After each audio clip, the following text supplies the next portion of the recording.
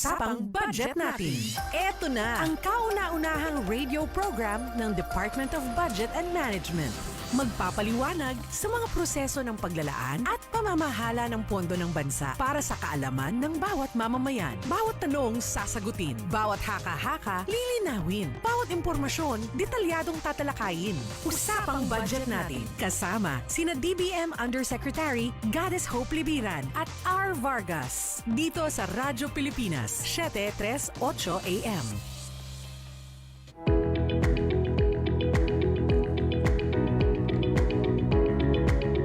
Isang magandang gabi po sa inyong lahat. Kumusta po kayo mga kaibigan? Nako, matindi po yung nagdaang pagsalanta nitong bagyong Karina at nangahabagat. Kumusta po kayo? Sana ay nasa maayos kayong kondisyon.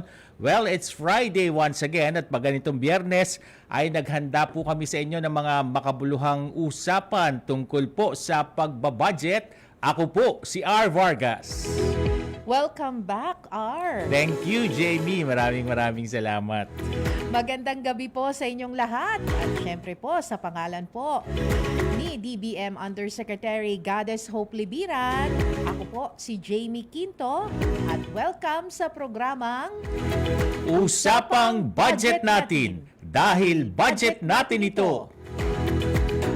Ang ating pong programa ay hatid sa inyo ng Department of Budget and Management at syempre napapakinggan tayo sa pamagitan ng Radyo Pilipinas 738 kHz sa pihitan po ng inyong mga radyo sa AM band. At syempre, R, tayo ay sabay ding napapanood sa Channel 3 kung kayo po ay gumagamit ng TV Plus. At kung kayo naman po ay mayroong Afford the Box, kami po ay napapanood sa channels 45 to 49. Syempre, via Facebook Live ng Radyo Pilipinas, sa FB page ng Public Information Agency, at sa Usapang Budget Natin page ng DBM. Nako, Jamie, punong-puno ang ating programa ngayong gabing ito. May mga impormasyon, may mga balita. Kaya naman ay antabayanan nyo po yung mga inihanda namin sa inyo. Maya-maya, makakasama rin po natin si DBM Undersecretary at Principal Economist Dr. Joselito Basilio. Pero bago po yan, narito muna ang ating Budget News. Usapang budget natin. Budget News.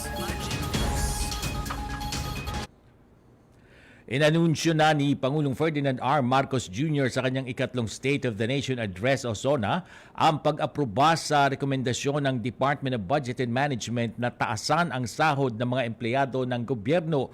Ang salary increase ay bukod pa sa inanunsyong medical allowance na matatanggap din ng mga kawani ng pamahalaan bilang karagdagang benepisyo simula sa susunod na taon.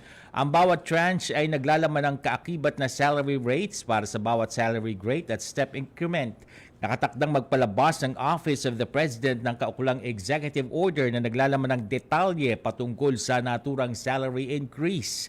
Nauna nang naglaan ang DBM sa pangunguna ni Secretary Amina F. Pangandaman ng 36 bilyong piso para sa personnel services expenditures sa ilalim ng Fiscal Year 2024 General Appropriations Act upang matiyak ang kahandaan ng pagpapatupad ng salary increase. Naglaan din ng 70 bilyong pisong pondo ang DBM sa 2025 National Expenditure Program upang masigurong maipatutupad ang first and second tranches ng salary increase. Sa isang pre-SONA interview, inilarawan naman ni Department of Budget and Management Secretary Amena Mina Pangandaman ang New Government Procurement Act o itong NGPA bilang pinakamalaking anti-corruption na batas sa modernong panahon. Ayon po kay Secretary Mina, layunin ng NGPA na gawing mas transparent ang proseso ng pamahalaan sa pagbili gamit ang teknolohiya. Ipinapakita nito ang pagsusumikap na agad gamitin ang pondo para sa kapakanan ng mga kababayan. Nitong nakaraang Sabado, ika-20 ng Hulyo 2024, nilagdaan ni Pangulong Ferdinand R. Marcos Jr. ang NGPA at ang Anti-Financial Account Scamming Act o yung AFASA sa Malacanang.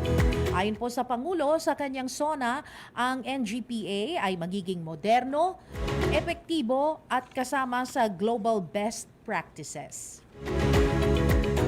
10 minuto makalipas ang ika-6 ng gabi sa iba pang mga balita, tiniyak ni Department of Budget and Management Secretary Mina Pangandaman na handang suportahan ng DBM ang pagsisikap ng gobyerno upang tulungan ang ating mga kababayang lubhang naapektuhan ng Typhoon Karina at Habagat. Anya maaaring immobilize ng mga identified frontline government agencies ang kanilang Quick Response Fund o QRF na nasa kanilang budget para sa disaster rescue at relief. Kung nagamit ng at least 50% na QRF, maaaring mag-request ng replenishment sa DBM. Maaari rin nilang gamitin ng National Disaster Risk Reduction and Management Fund sa ilalim ng fiscal year 2024 national budget para sa relief, repair, rehabilitation services at reconstruction works. Samantala, maliban po sa aumento sa sahod ng mga kawani ng gobyerno, inanunsyo rin ni Pangulong Ferdinand R. Marcos Jr. sa kanyang ikatlong State of the Nation Address ang kanyang pag-aproba sa pagbibigay ng medical allowance sa higit 1 milyong government employees sa bansa.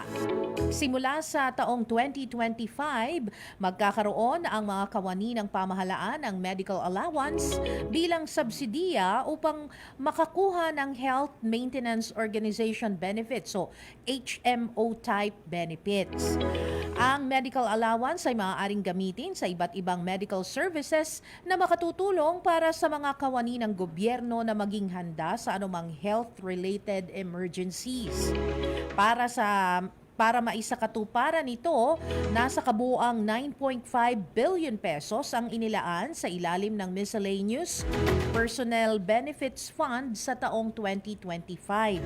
Sakop nito ang mga kawani sa ilalim ng national government agencies, state universities and colleges, at government-owned or controlled corporation ng executive department.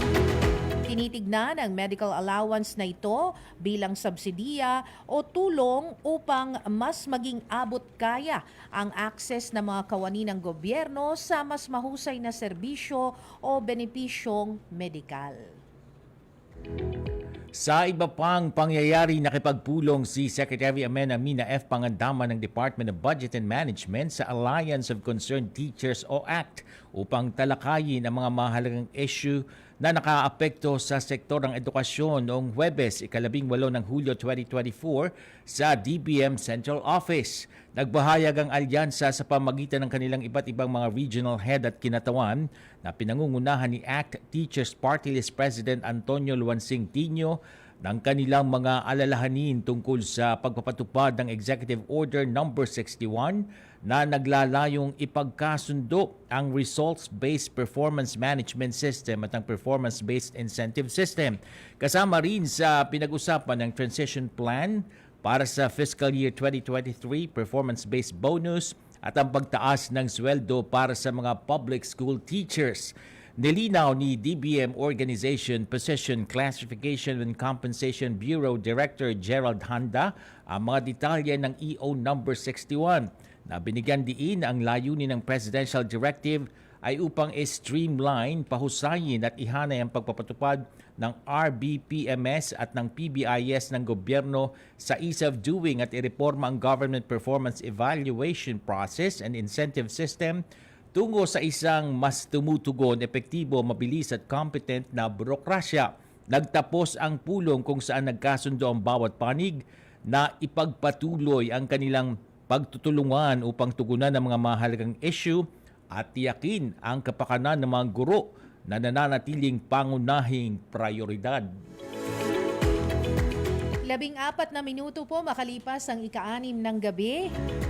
Lumabas na isa si Secretary Amena Mina Pangandaman ng Department of Budget and Management sa mga top performing cabinet officials ngayong second quarter ng taon sa Boses ng Bayan Survey ng RP Mission and Development Foundation Incorporated na nakatanggap ng kahangahangang 88% na job performance score. Ito ay isang mataas na pagkilala mula sa kanyang 85% na rating noong first quarter.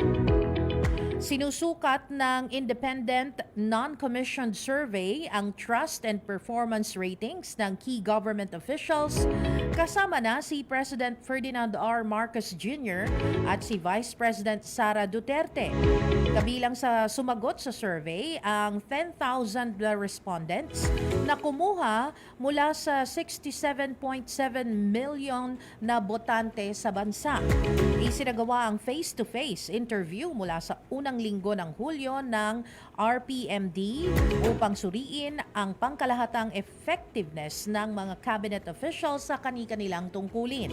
Kasama si Secretary Mina sa taas ng listahan ng high-performance cabinet officials, sina DILG Secretary Benhar Abalos Jr. na may 93% rating, DSWD Secretary Rex Gatchalian na may 91% rating at Tourism Secretary Cristina Garcia Frasco na may 90%. Kasama sa iba pang mahalagang nabanggit ay sina Finance Secretary Ralph Recto na may 86% at DOJ Secretary Boying Remulla na nagtamo ng 84%.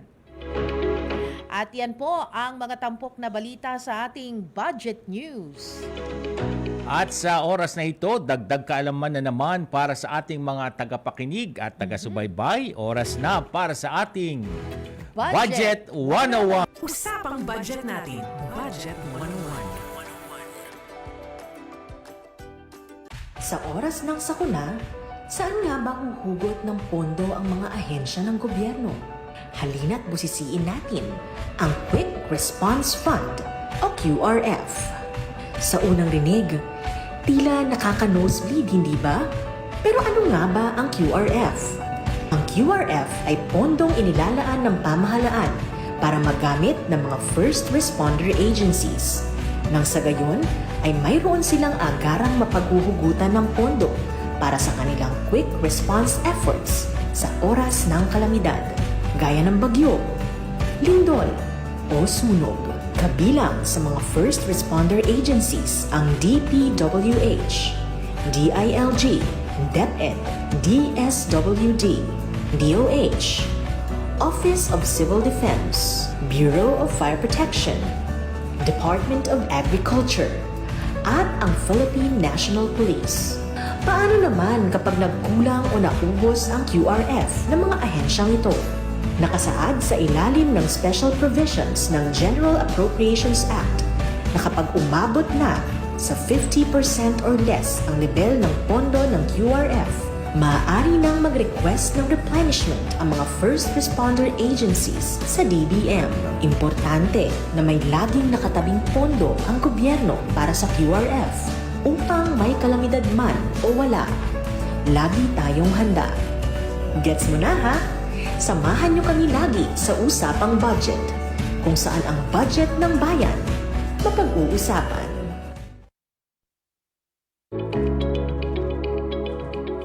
At ayan nga, mga kaibigan, napanood po natin ang tungkol sa Quick Response Fund o yung QRF. Napapanahon ngayon yan. Oo, tama. Napapanahon ito. Mahalaga ito, lalo na sa ating bansa dahil higit 25 pala na bagyo ang nararanasan natin I think in a year, ano? Oo. Tama ka dyan, Jamie.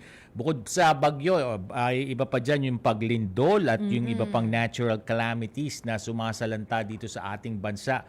Madalas nararamdaman ng ating mga kababayan, ano? Kaya ideally talaga ay handa ang gobyerno upang rumesponde sa panahon ng sakuna gamit ang QRF. Lalo na nitong napatunayan natin ito nitong nakaraang Wednesday. Oo. Ang tindi, Oy, Jamie. grabe. Nasaan ka ba noon? Naka-duty ka ba dito? Hindi. Buti ka mo, hindi. Kasi nakapag-duty ako ng SONA, so na-move yung day off ko, di ba? Pero grabe, maawa ka talaga dun sa mga tao. Walang Oo. tigil, ano? Oo, yung iba nga na mga kaibigan ko na parang kakilala rin nila, mga ganyan, nagpaparescue sa akin. Sabi ko, anong, di ba? I mean, anong magagawa ko? Dahil, sabi ko, the only thing that I can do, yung i-forward dun din sa mga kaibigan din natin. Like, halimbawa, yung mga kaibigan ko na nagre-rescue.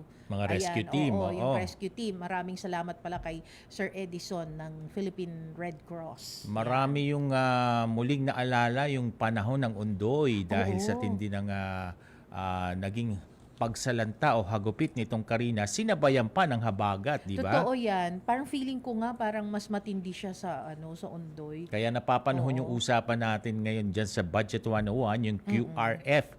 Kaya naman, dagdag kaalaman na naman sa atin yung inihatid ng Budget 101. Abangan nyo po. Dahil next week, meron naman po tayong another information na ihahatid sa inyo tungkol dito sa mga bagay-bagay sa pagbabudget dito sa ating Budget 101. Huwag po kayong bibitiw dahil ang susunod nating segment ay ang Budget Matters. At makakasama natin si DBM Undersecretary at Principal Economist Dr. Hercelito Basilio. Mas sanay ako sa kanya kay natawag Yusek Jojit. Ayan. Yusek Naging Jojit. co-host ko na siya dati dito. Oo, parang Oo. ang bata pa ni Yusek, no? Tutok lang po kayo at magbabalik ang usapang budget natin makalipas ang ilang paalala.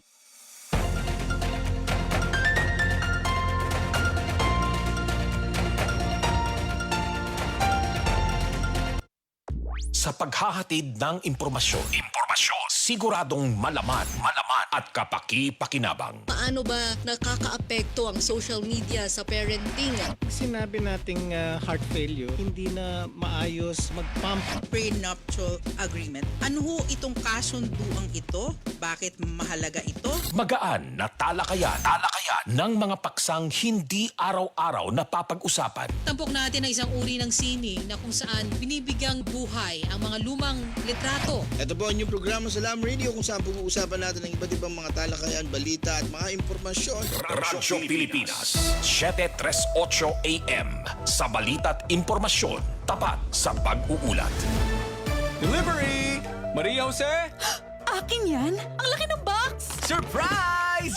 Eh, ba't ka nasa loob ng box? Basta para sa'yo, gagawin ko all! Tulad ng Pag-ibig Fund Multi-Purpose Loan. Pwede pang negosyo, tuition, personal needs, at iba pa. Up to 80% ng hulog mo ang pwedeng i-loan. No processing fee at fast approval pa. Kaya, Apply na ng Pag-ibig Fund MPL via Virtual Pag-ibig! Pag-ibig Fund, solid ka ba?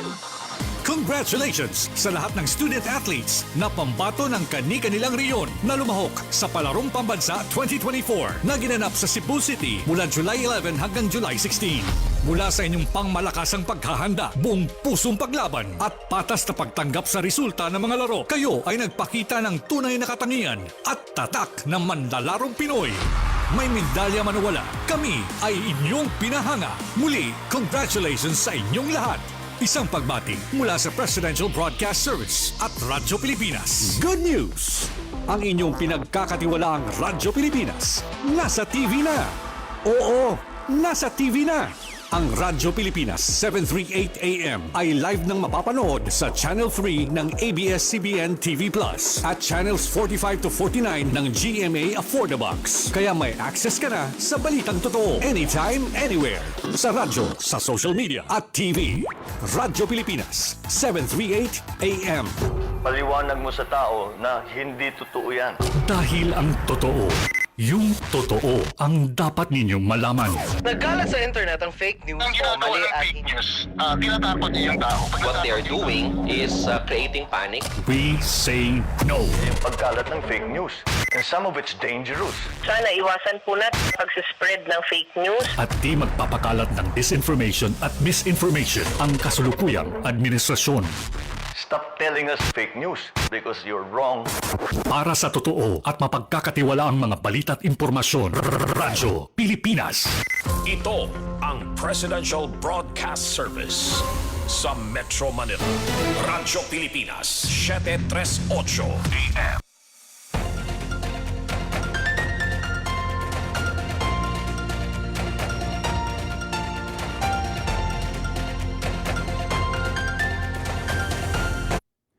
(6:24) ng gabi, kayo po ay patuloy na nakatutok sa programang Usapang Budget natin. Ako po si R. Vargas. At ako naman po si Jamie Quinto. Tayo po ay napapakinggan sa Radyo Pilipinas 738 on your AM dial.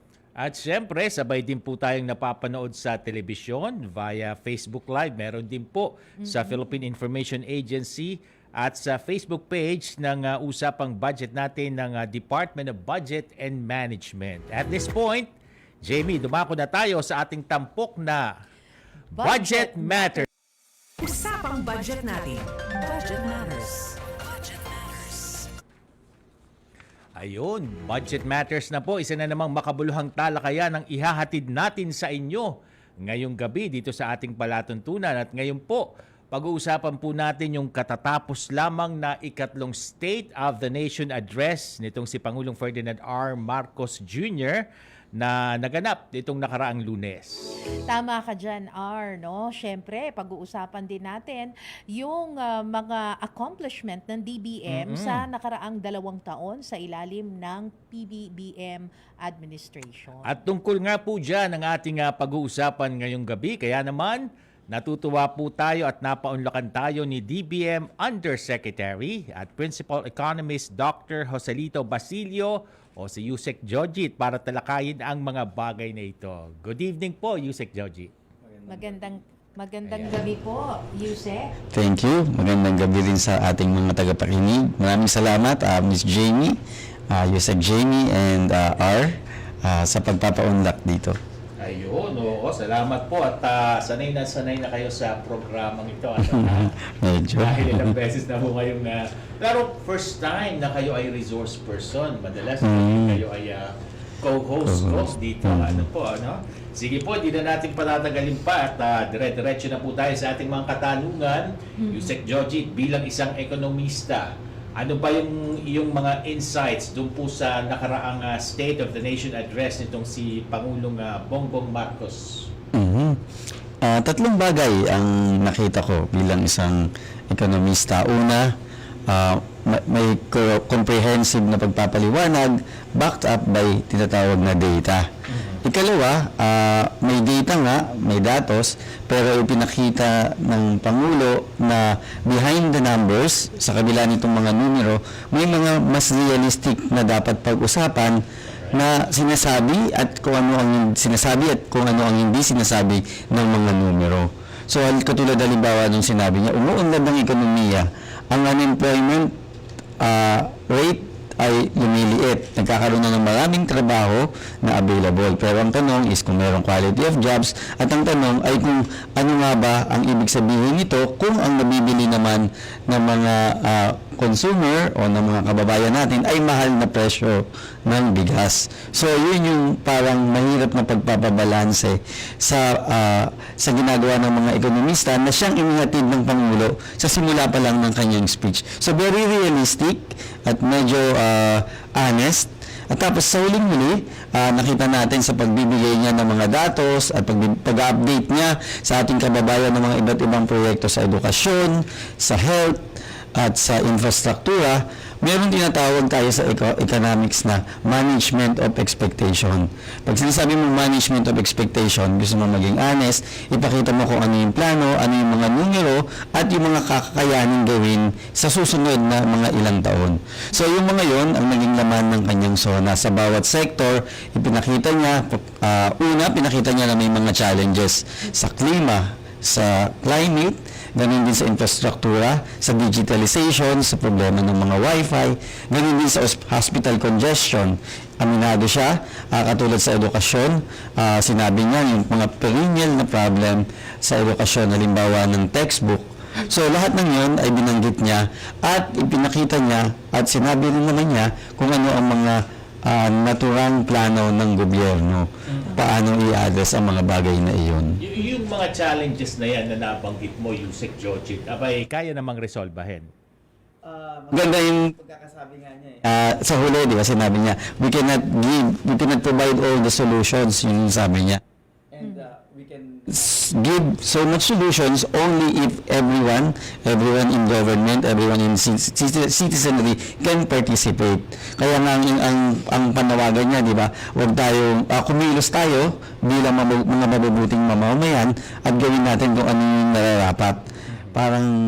Parang nangikayat siya at sinimulan nga niya yung huling statement niyang yon na we cannot provide all the solutions. At nabanggit niya naman kung ano yung mga eksaktong solution na pwede at kaya. Katulad nga nung ilang roads o farm to market roads ang kaya, ano yung gagawin sa agrikultura, mga irigasyon at iba pa.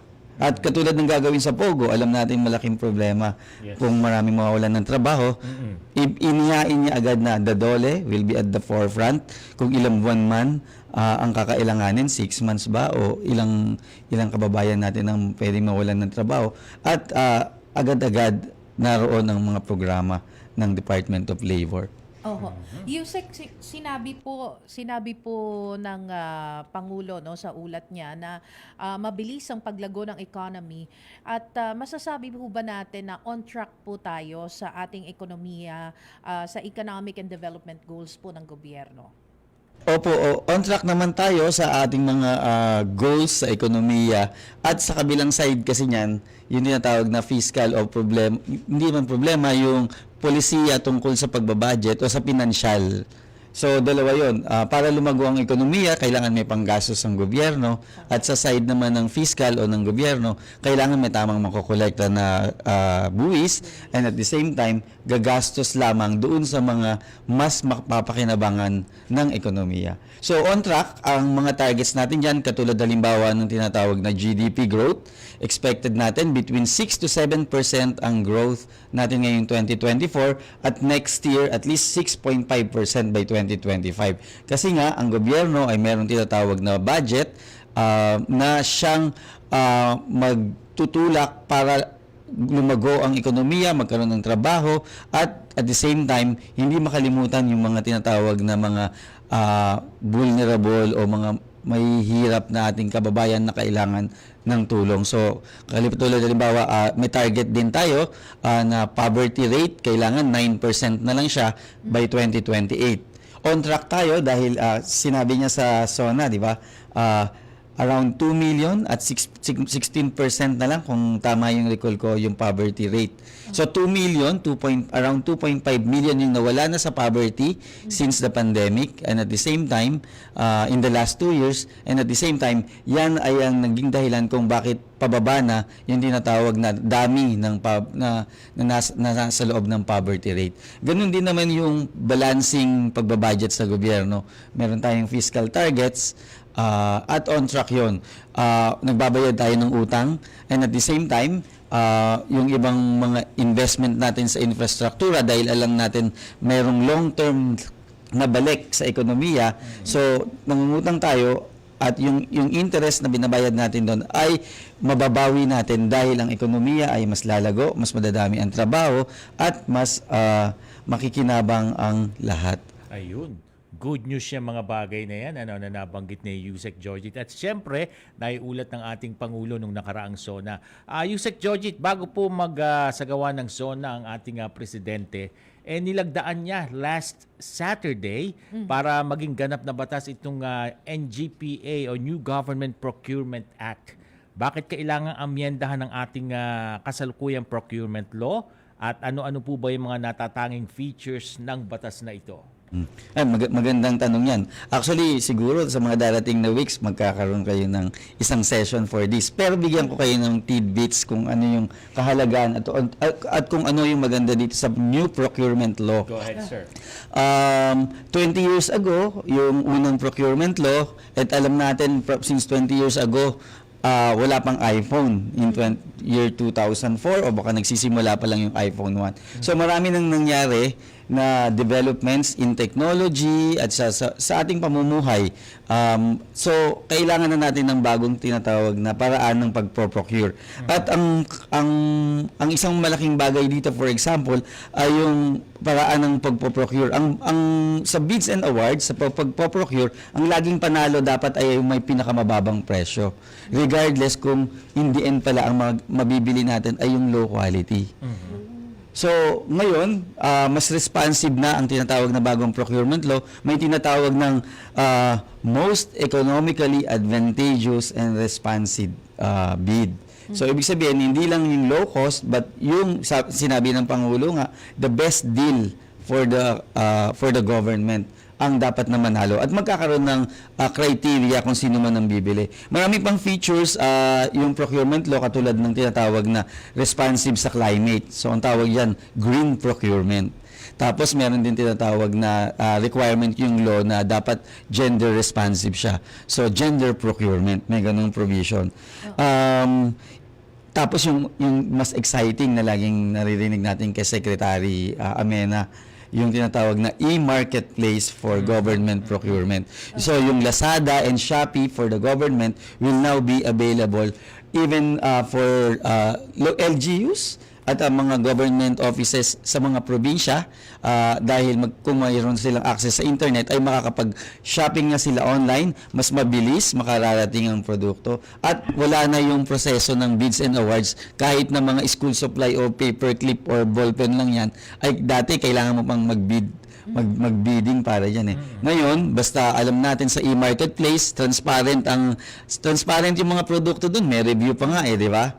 Tapos alam natin kung anong presyo siya kahapon at nung isang linggo at alam natin kung anong presyo pagka binili mo. So mas madali na siyang i-audit, mas madali nang i-implement ng mga government agency at less trabaho para sa mga budget officers ng mga ahensya, di ba? Ayun. Okay, magandang balita ho talaga yan. Kabilang po sa mga inanunsyo din po ng Pangulo, Yusek, no? Ito pong salary increase. Maraming natuwa dyan. Maraming natuwa dyan, syempre. Para sa ating mga government employees, maaari ho bang magbahagi po kayo ng detalye tungkol po dito? Ang ibabahagi kong detalye, syempre yung tinatawag na nag-wrap up o patapos na yung study ng DBM at saka ng GCG. Yung GCG is yung ahensya na namamahala o nagsusupervise sa mga government-owned and controlled corporations. Ngayon, kung ang detalye, yun ang magiging surprise natin sa mga susunod na buwan. Hayaan natin na matapos yung mga pag-aaral at maging final na detalye at paano i-implement. Hindi natin alam, pero ang mga pwede nating isipin, pero ayaw nating guluhin, pero pwedeng isipin natin kung kailan magsisimula, magkano yung increase, may retroactive ba, kasama ba ang mga COS o JO. Hindi pa natin alam. So, i-excite muna natin ang ating mga sarili, pero dadating din tayo dyan. Ang maganda is, there is already a policy and a directive, and I think na-announce ba ng DBM, may budget naman para dito. Ayun. So, hintay-hintay lang muna. Okay. Yusek Jojit, sa Lunes po ay turnover nitong 2025 National Expenditure Program sa House of Representatives. Magkano po yung proposed national budget natin for next year at gaano po ba kalaki ito compared this year at anong mga sektor ang makakakuha ng malaking pondo sa susunod na taon? Ang budget for 2025 ay 6.352 trillion pesos. So yan ay 10.1% higher sa budget ng gobyerno ngayong 2024 na 5.768 trillion. So medyo fair enough. Yan yung parang average din in many years in the past, maybe in the last 15 years or so, or in the last 10 to 12 years. So, at least, sa pamamagitan ng budget na yan, magkakaroon ng gobyerno ng pondo para siya ang maging driver ng economic activity or growth or para magkaroon pa ng mas maraming infrastruktura sa ating bansa. Ngayon, anong mga sector ang mga makaka-receive? Siyempre, ang pinakamalaki pa rin na share ay mapupunta sa education sector dahil yan ay may mandato ng Constitution. Ngayon, yung mga increases, of course, halimbawa, sa mga ayuda na binibigay, magkakaroon ng increase kasi may mga coverage increases. Katulad halimbawa sa 4Ps, gusto natin mas palawakin yung benepisyo nila. At the same time, meron din tayong tinatawag na sinama na sa ayuda or sa subsidy yung tinatawag na senior citizens na tinatawag na octogenarian and nonagenarians. Hindi lang yung mga centenarians yung magkakaroon, may marireceive ng mga parang birthday present from the government. Ayun. Okay. So, Yusek, yun pong naging batayan po ng DBM, no? Kung aling ahensya po yung dapat makakuha ng malaki or maliit na pondo. Ano po ang naging inyong batayan? Marami pong batayan. Pero syempre, unang-una kailangan kung ano man yung programa at proyekto na ating paglalaanan ng budget ay yung nasa priority ng gobyerno. At yan ay makikita natin sa tinatawag na Philippine Development Plan. So, yan ay natapos noong pasimula pa lang ng administrasyon ni Pangulong Marcos noong December 2022, na-aprobahan yan, January, available yan, makikita natin. So, karamihan doon, infrastruktura, social and human development, at marami pang iba. So, kung kasama dyan, siguradong masasama yan sa budget. At the same time, kasama rin sa criteria ay tinatawag na kapasidad nung nag-i-implement na ahensya.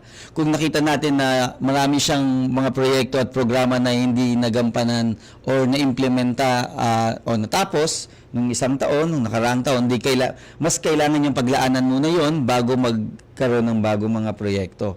So, ang tawag doon, absorptive capacity ng isang ahensya. Utilization rate ang tinitingnan natin. Kung nagagamit niya ba ang inilaan na budget sa kanya. Kasi sayang naman yung mga milyon-milyon na hindi nagastos ng isang ahensya, di sana inilagay na lang natin sa DepEd para panggawa ng eskwelahan. Kung nalaman lang natin na hindi niya magagamit, di ba? So, yun ang mga criteria at marami, of course, kung meron tayong tamang kolekta ng buwis at kung makakautang tayo para punuan kung ano man yung tinatawag na deficit. Yusek Jojit, ngayong natapos na itong ikatlong SONA ng ating presidente, ano ba ang pwedeng asahan ng ating mga kababayan sa ating kagawaran sa Department of Budget and Management? Sa Department of Budget and Management, maraming reforma ang naisulong na. Katulad yan halimbawa nitong implementasyon ng new procurement law. Pero nandyan yung tinatawag na open government partnership kung saan yung civil society ay iniimbita na mag-participate sa proseso ng pagbabudget, sa pagpaplano, at sa pagdidiskusyon kung paano mag-allocate ng budget at sa implementasyon. So, yun ang isa sa mga reforma at maasahan sa DBM. Of course, yung tamang pagmamanage sa paggastos ng gobyerno ng mga pondo.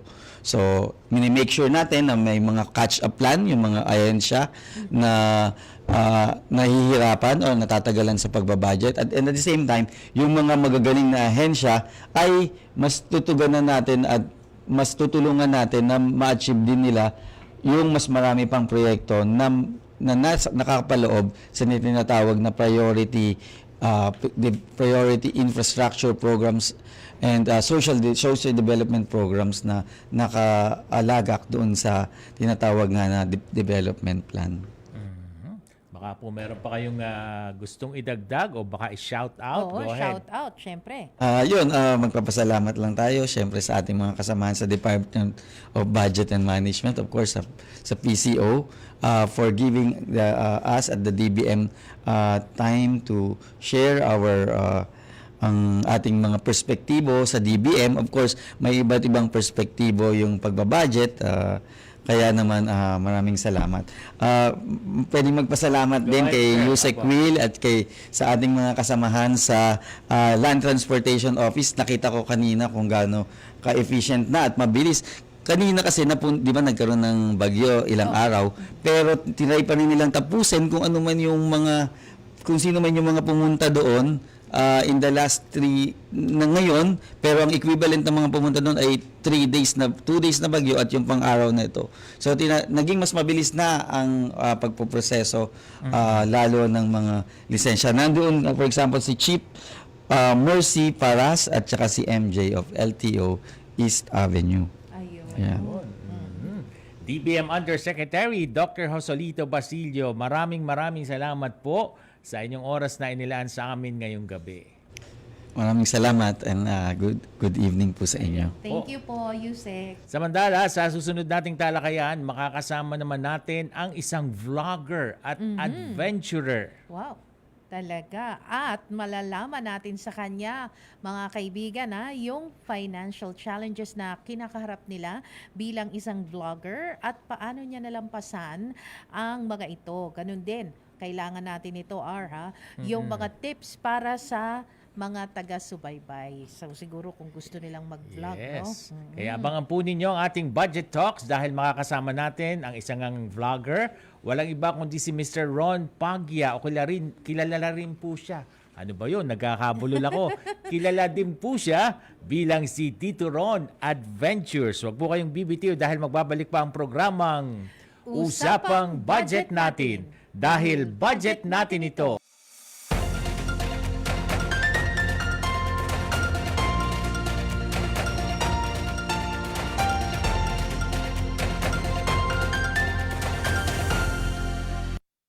Sa pagbabalita, tamang impormasyon ang inyong makukuha. Patuloy ang pagpapalakas ng Bureau of Soils and Water Management. Pangulong Ferdinand R. Marcos Jr. nais na maging no-bully zone. Tatayo ng housing development sa Camp Abu Bakar. Totoong balita sa gitna ng bawat kaganapan. Patuloy pa rin ang paghahatid ng tulong ng Department of Dedicated din niya ang NTF-ELCAC na isulong ang transparency. na naisilbi ng mga tauhan ng Criminal Investigation and Detection Group. Radyo Pilipinas, 7:38 AM.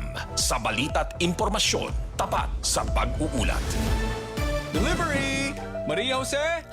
Akin yan? Ang laki ng box! Surprise!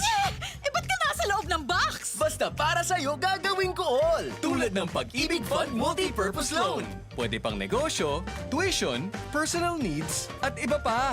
Up to 80% ng hulog mo ang pwedeng i-loan. No processing fee at fast approval pa. Kaya, Apply na ng Pag-ibig Fund MPL via Virtual Pag-ibig! Pag-ibig Fund, solid ka ba? Sona 2024. Ating narinig, mga pinapangarap para sa Pilipinas. Our employment rate has increased to 95.9%.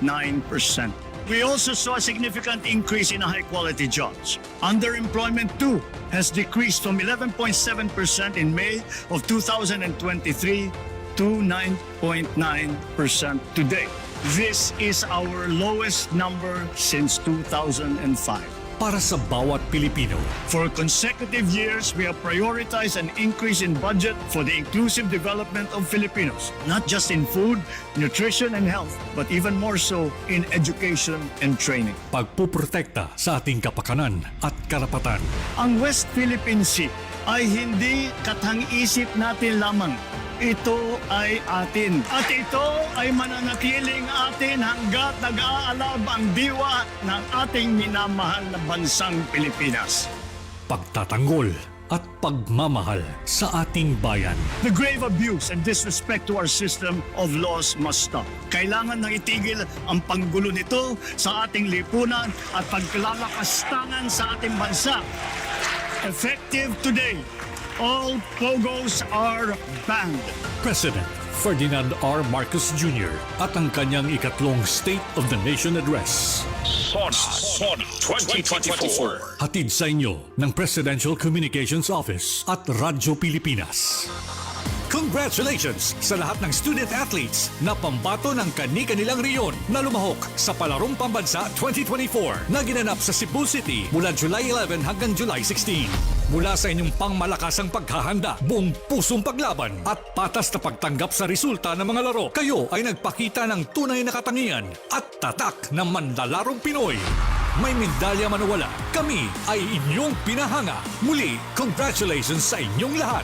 Isang pagbati mula sa Presidential Broadcast Service at Radyo Pilipinas. Ito ang Presidential Broadcast Service sa Metro Manila. Radyo Pilipinas, 738 AM.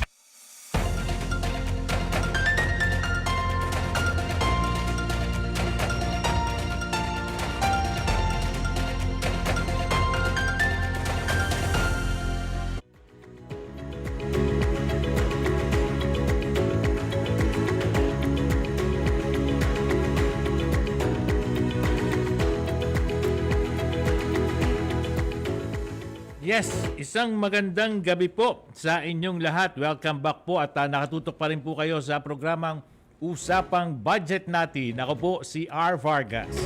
At ako naman po si Jamie Quinto, isa na namang interesting segment ang tampok po natin ngayong gabi. Tayo po ay makikipagkwentuhan sa isang vlogger. Yes, at hindi na natin patatagalin pa. Simulan na po natin dahil oras na para sa ating Budget Talk. Usapang budget natin. Budget Talks.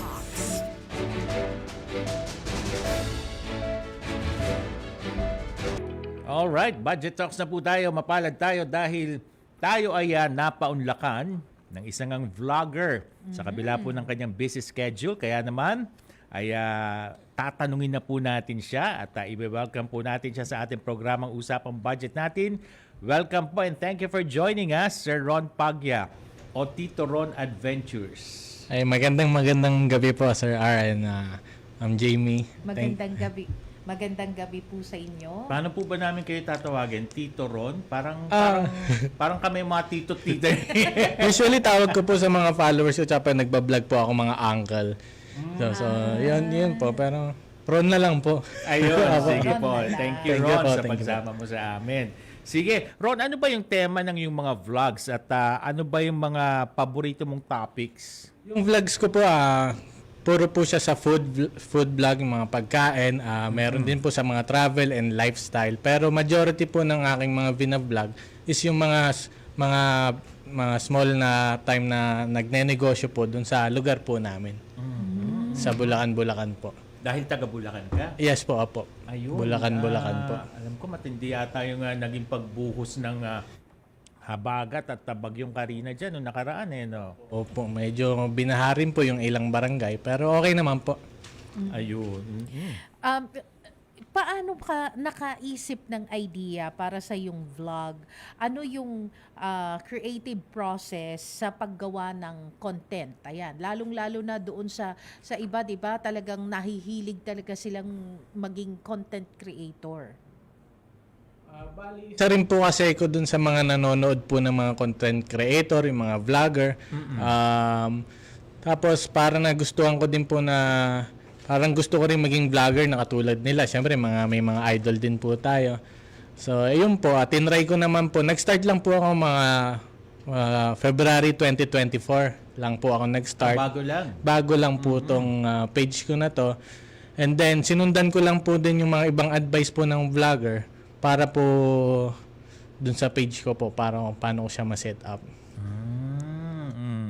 Paano mo naayos yung personal na buhay mo bilang vlogger? Parang personal na yung tanong, I mean, paano mo hinahati yung oras mo sa pamilya, sa trabaho, at sa vlogging na ginagawa mo? Bali, Monday to Friday po, IT profession po ako sa isang medical facility po sa Bulacan. And nagva-vlog lang po ako every Saturday and Sunday. So, para naman po sa pamilya ko, ang ginawa ko na lang po, nag-vlog na rin po yung wife ko. Sinama ko na rin siya. Gumawa na rin siya ng channel niya. So, dalawa na kami. Habang nagde-date kami, nagfo-food vlog na rin kami. So, yun po yung, parang nabigyan ko na rin po sila ng family time po every Saturday and Sunday. Pag food vlog, pag ganyan, talagang kain po. Sapak ng sapak. Yun nga yung tatanong ko, hindi kaya kayo na tatakot baka tataba or ano. Pero ano yung mga challenges na kinakaharap ninyo sa pagpapalaki ng inyong audience, no? Paano ba ninyo sinimulan na lumaki yung inyong audience? Baka po pwedeng i-share nyo kami ng inyong tips, paano makakuha ng subscribers at saka yung syempre yung mataas na views. Bali, nag-start po ako Siyempre, wala pa pong nanonood. Hindi pa po nila alam na vlogger po ako. So, nung unang upload ko po, sinare ko po talaga to sa mga lahat ng groups, mga 200 to 300 na groups. So, share lang po ako ng share hanggang sa nalaman nila. At importante rin po kasi na malaman nila na may presence ka na, ay, vlogger pala to si Tito Ron. And then, eventually po, pinuntahan ko po yung mga nakatago po na kainan sa amin. Pinromote ko po. Doon po nag-start na nakikita ko po na napakadaming views po nakukuha doon sa food vlogging po. Food vlogging, pero Tito Ron Adventures. Ibig sabihin may mga travel ka din mga... Opo, doon po kasi sa Bulacan may mga bundok rin po, may mga ilog po sa amin. So pwede rin po yung mga nature tripping, camping. Doon po ako nagsimula bago po ako lumipat sa pagiging food vlogger. Yung pangalang Tito Ron Adventures, ikaw na lang nakaisip nun? Opo, kilala din po ako sa amin na Tito Ron po kasi ang dami ko pong pamangkin.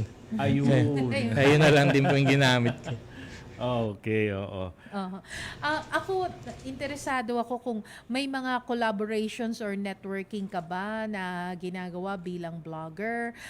Paano ka nakikipag-ugnayan sa ibang mga vlogger din or content creators? Napaka-importante po nung networking po sa social media para kasi malaman nila na nandiyan ka. Gumawa rin po kami ng grupo po dun sa amin sa Bulacan, yung Bulacan Discoveries po.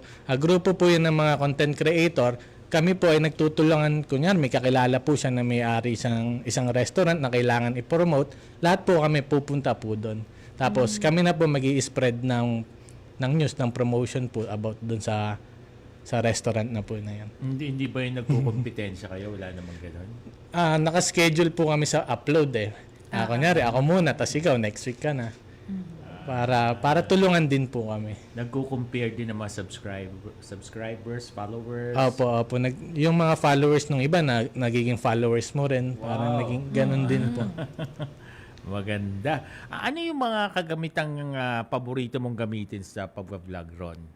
Ano yung mga gamit na camera, microphone ba yan o ibang gadgets na ginagamit? Dahil adventure po ako, kailangan ko rin po kasi nung pwedeng ikabit sa helmet, sa waterproof. Kaya po yung ginamit ko po yung GoPro. GoPro Hero 9 po yung gamit ko ngayon. So, nag-invest ka ng husto dyan? Actually, ano pa lang po eh. Medyo pa lang. Kasi may kamahalan yung mga ganong camera. Oo. Like ito nga yung susunod na tanong natin, yung financial challenges ba na kinakaharap mo as vlogger, ano yung paano mo ito nalalampasan, or like halimbawa, syempre kung kakain ka sa isang resto, ano to yung kumbaga parang para matikman mo yung mga pagkain, 'di ba may iba yung parang ginagawa nila na i-ex-deal kita tapos hindi sila nagbabayad na.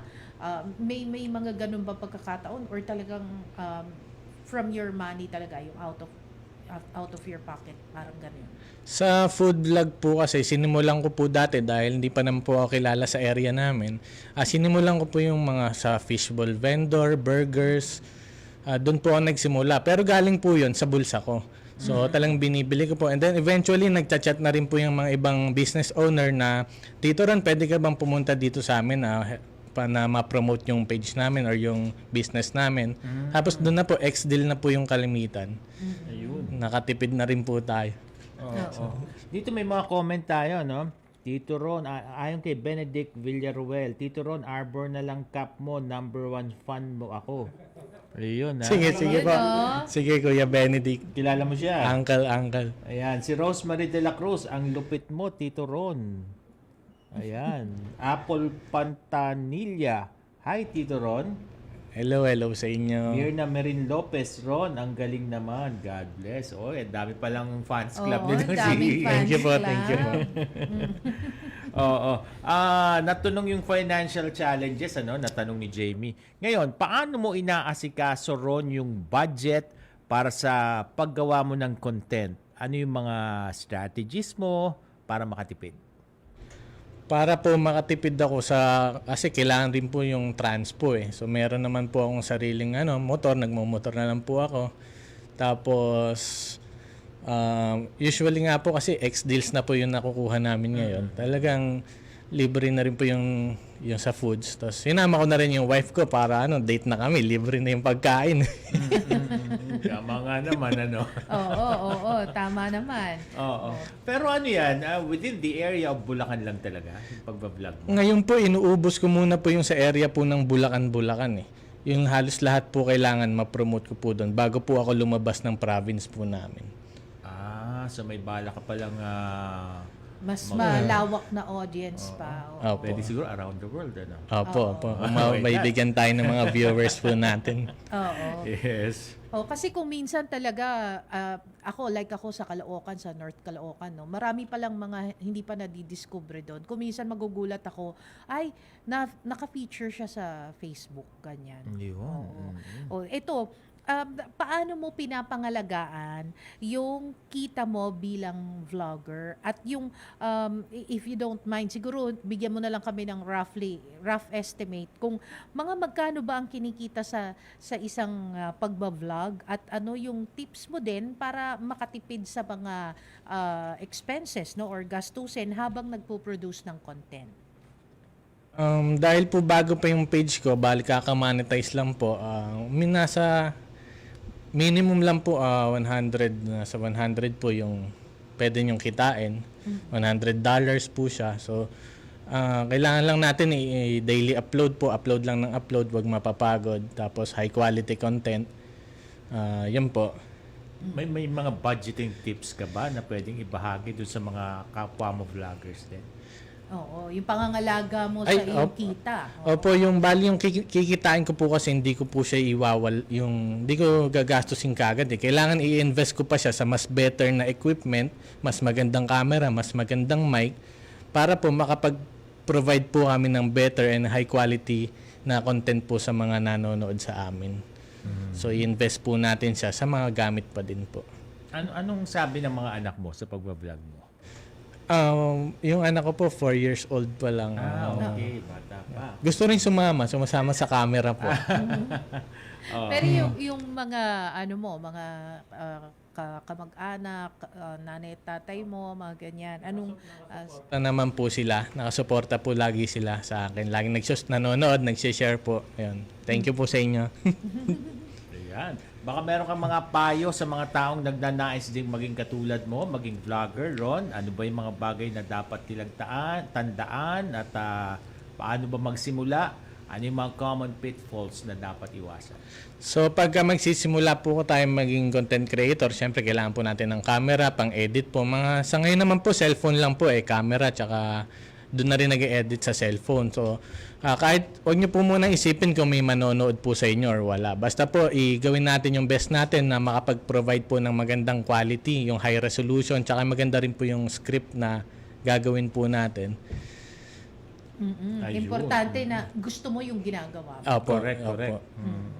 Baka may gusto kang i-shout out. Go ahead. Ang dami na. Ayun, shout out sa mga mga laki sa Bulacan, sa Bulacan Vloggers, sa Bulacan Drug Rehabilitation, yun, shout out po. Si Justin De La Peña, sabi niya, thank you daw sa shout out. Tatens Vlog. Si Ana Rose Garcia, Pogi, Tito Ron. Si Burger Hoops, Uncle Ron. Ayun. Pasama naman sa next vlog mo, Tito Ron, sabi ni Ephraim Ramos. Ayan. Si Apple Pantanilla, shout out naman dyan. Kapanatan Vlogs. Tama ba yun? Kapantan Vlogs. Ayan. Puro vlogger yung nagpapashoutout. Si Nerissa Pinto Clavines, hashtag Bulacan Discoveries. May mga ganun pala. Shout out sa iba pang mga nakasubaybay sa atin, ha?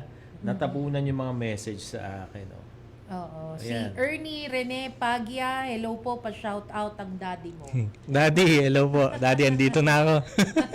Daddy mo siya. Opo. Shout out po. Kumusta po kayo? Si Justin De La Peña, kaway, uncle. Kaway ka daw sa camera. Ano daw po yung social media mo? Yung social media handle na hinahandle mo, no? Baka gusto mo i-promote. i-promote yun, paano ka nila ifa-follow? Ayun mga uncle, follow po kayo sa aking Facebook page na Tito Ron Adventures. Meron din po tayong TikTok at YouTube account. So andun lahat ina-upload natin yung mga pinopromote natin ng mga businesses. Ayan, okay. Maraming salamat sa iyo, Tito Ron Pagya. Thank you po, uncle. Sa pagbabahagi, ng iyong oras at karanasan sa mga nakasubaybay sa atin. Ayan. Uncle, so pamangkin ko siya. Okay. Ayan, Sige. thank you, Tito Ron. Thank you so much. Oo. Ako pwede ba ako mag-promote? Go, Ganun go. Uy, Vlogger ka na rin. Hindi, yung programa ko pag Sabado at Linggo, 7 to 8, yung Global Pinoy Connect. Alright. Kasi Oo. sa Sabado, ang makakausap natin ay tungkol po sa SSS. Ang topic ay may kaugnayan sa calamity loan. Ayan, Oo. ayan. So, Kailan yan? Oo, Sabado at Linggo, Tomorrow 7 to 8 na. ng gabi. Okay. Ayan, oo. At pa-shoutout daw, ito pamangkin ko to kay Baby Sabrina. 3 months siya nung kasagsagan ng pag-ulan nung Wednesday.